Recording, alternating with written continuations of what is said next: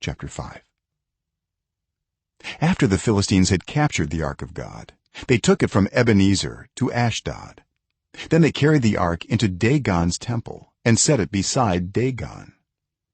When the people of Ashdod rose early the next day, there was Dagon, fallen on his face on the ground before the ark of the Lord.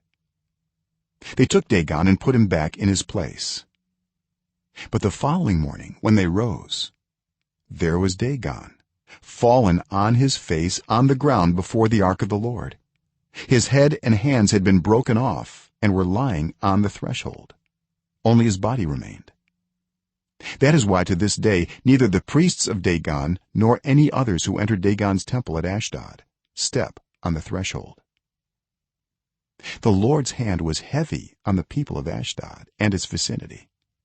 He brought devastation on them and afflicted them with tumors. When the people of Ashdod saw what was happening, they said, "The ark of the God of Israel must not stay here with us, because his hand is heavy on us and on Dagon our god."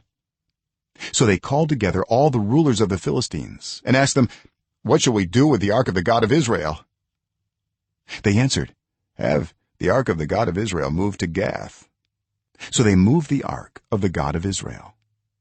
But after they had moved it, the Lord's hand was against that city, throwing it into a great panic.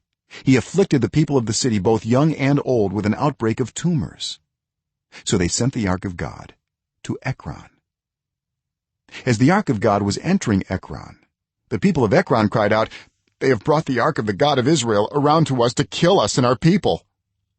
So they called together all the rulers of the Philistines and said, "Send the ark of the God of Israel away. Let it go back to its own place, or it will kill us and our people." For death had filled the city with panic. God's hand was very heavy on it. Those who did not die were afflicted with tumors, and the outcry of the city went up to heaven.